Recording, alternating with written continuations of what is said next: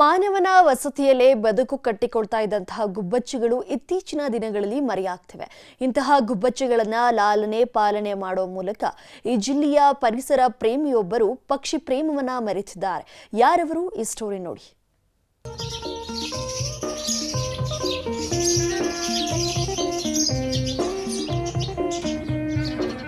ಗುಬ್ಬಚ್ಚಿಗಳ ಕಲರವ ಪೆಸು ನುಡಿಯನ್ನ ನಾವೀಗ ಕೇಳುವುದು ಬಲು ಅಪರೂಪ ಎನ್ನುವಂತಾಗಿದೆ.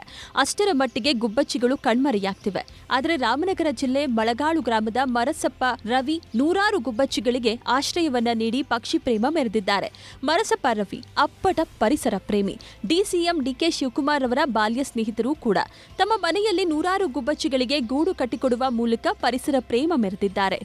ನನ್ನ ಮನೆಯಲ್ಲಿ ನೂರಾರು ಪಕ್ಷಿಗಳು ಗುಬ್ಬಚ್ಚಿಗಳಿದೆ. ಈ ಗುಬ್ಬಚ್ಚಿಗಳು ನಾವೇನೇ ಇಲ್ಲಿ ಕುಂತ್ಕೊಂಡಿದ್ರು ಅವು ಬಂದು ಇಲ್ಲಿ ವಾಸ ಮಾಡ್ತಾ ಇರ್ತವೆ, ನಾವು ತಿಂತಾ ಇರ್ತವೆ, ಇಲ್ಲಿ ಆಹಾರ ತಿಂತವೆ, ನೀರು ಕುಡಿತವೆ, ನೀರಲ್ಲಿ ಸ್ನಾನ ಮಾಡ್ತವೆ, ಎಲ್ಲ ವ್ಯವಸ್ಥೆಗಳನ್ನ ನಾವು ಮಾಡ್ಕೊಟ್ಟಿದ್ದೀವಿ. ಆ ಗುಬ್ಬಚ್ಚಿ ಶಬ್ದಕ್ಕೆ ಬೇರೆ ಬೇರೆ ಪಕ್ಷಿಗಳೆಲ್ಲ ನಮ್ಮಲ್ಲಿ ಹಣ್ಣು ತಿನ್ನೋ ಪಕ್ಷಿ, ಹೂವಿನ ಮಕರಂದ ಕುಡಿಯೋ ಪಕ್ಷಿ, ಮತ್ತೆ ಇಲ್ಲಿ ಅವು ಇವು ಕ್ರಿಮಿಕೀಟಗಳನ್ನ ತಿನ್ನುವಂತ ಪಕ್ಷಿಗಳು, ಹಲವಾರು ಪಕ್ಷಿಗಳು ಬರ್ತಾವೆ.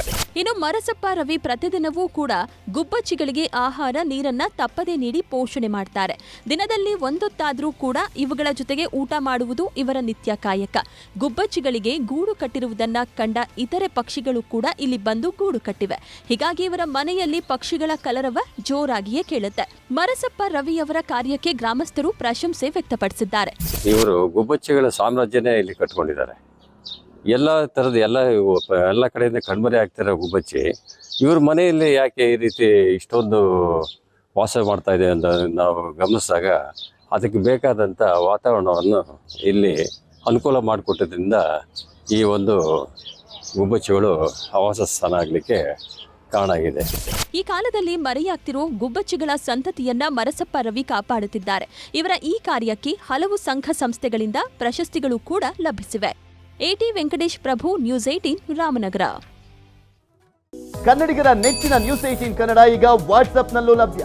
ಕರ್ನಾಟಕ, ದೇಶ ವಿದೇಶಗಳ 360 ಡಿಗ್ರಿ ಸುದ್ದಿಯ ವಿವರಗಳನ್ನ ನಿಮ್ಮ ಕೈ ಬೆರಳುಗಳಲ್ಲೇ ಪಡಿಲಿಕ್ಕೆ ಈ QR ಕೋಡ್ ಅನ್ನ ಸ್ಕ್ಯಾನ್ ಮಾಡಿ, ನಮ್ಮ ಚಾನಲ್ ಫಾಲೋ ಮಾಡಿ, ನೋಟಿಫಿಕೇಶನ್ ಆನ್ ಮಾಡಿ.